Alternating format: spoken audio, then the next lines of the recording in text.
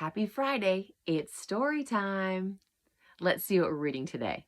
Brave, A Merida and Mum Day. It was a beautiful morning in Dunbrook. The sun was starting to peek through the mist, and the bright green grass was shining with dew. In the castle, Merida and her mother, Queen Eleanor, were getting ready for their first ever Merida and Mum Day. There was just one problem.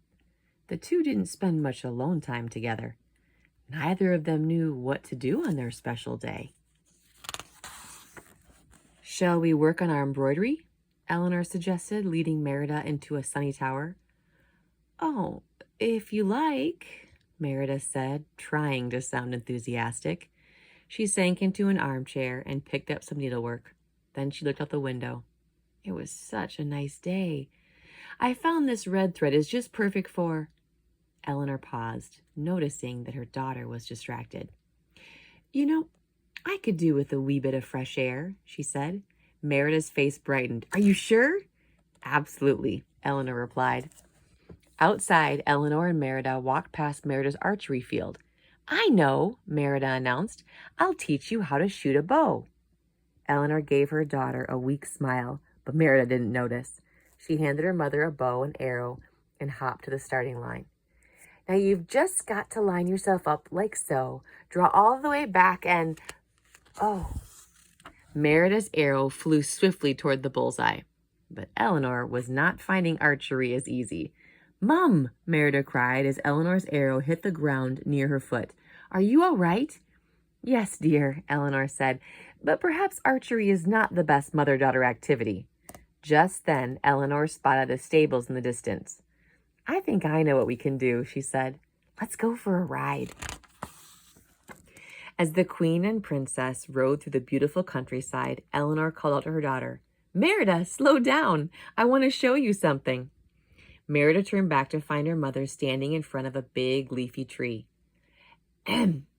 "That's a very nice tree," Merida said. "Quite, tall." "This is a rowan tree," Eleanor explained. "It is considered the Lady of the Mountain, a protector. Its twigs are hung over doorways to ward off evil spirits." That got Merida's attention. She loved listening to her mother's tales. "Evil spirits?" she asked. Eleanor glanced at her daughters mischievously. "Shall we collect some twigs for the castle?" Merida was about to answer when a large, scary shadow appeared in the glen. Some monstrous creature was shaking the shrubs surrounding the rowan tree. "Watch out!" Merida cried, leaping in front of her mother. Just then, a flash of red curls appeared. It was Merida's brothers riding a goat.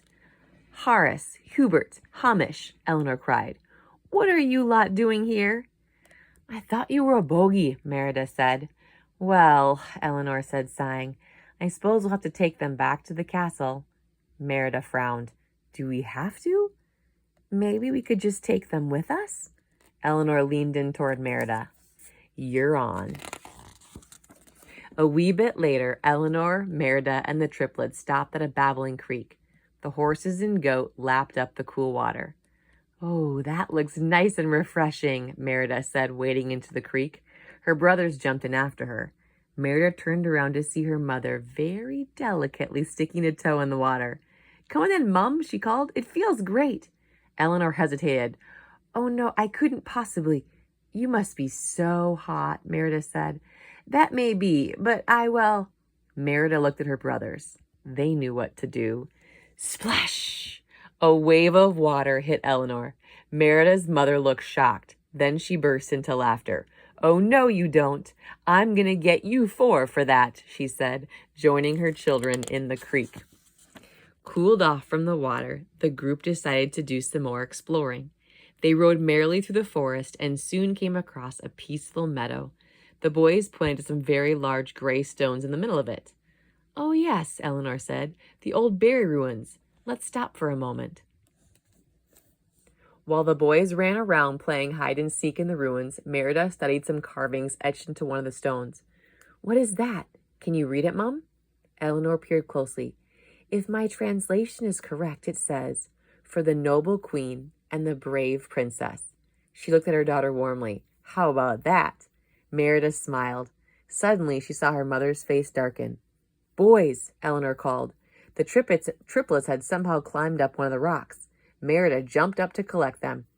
I don't know how you do it. Watch over all of us, Merida said, handing her scoring brothers down to her mother. Well, I've got help, Eleanor replied. They have a good big sister. All too soon, the sun began to set. I think it's time to go home, Eleanor said. As the group rode, they spotted some fireflies dancing in the meadow. Fireflies are the fairies' messengers, Eleanor explained. We just have to whisper our wishes to them. Shall we? Merida grinned and hopped off her horse. As the boys tried to catch the bright, buzzing bugs, mother and daughter whispered their deepest wishes. Later, back at the castle, Merida stopped her mother. What did you wish for? She asked. We're not supposed to say, or it won't come true, Eleanor said. Merida shrugged. I wish to have more Merida and Mum days. Eleanor pulled her daughter into a hug. Me too, she whispered. Merida smiled. She knew that was one wish that would come true. Now, I like this story so much because both the mother and the daughter, for their day together, were looking for things they had in common, looking for interests that actually overlapped. So that is a great gold nugget for our time with our family and friends. And maybe we have different main interests, but it's important to look for what interests do we share. So our gold nugget is, I look for common ground with other people. Common ground meaning interests that we both have. Ready? Put your hand over your heart. I look for common ground with other people. That's a good way to live, looking for what we have in common and not focusing so much what is not the same. We each are unique and we have things that we really, really love. But when a person is important to us, we can look for things that we have in common or even try something brand new together so it's new for both of us. Thanks for joining me here today. I will see you later.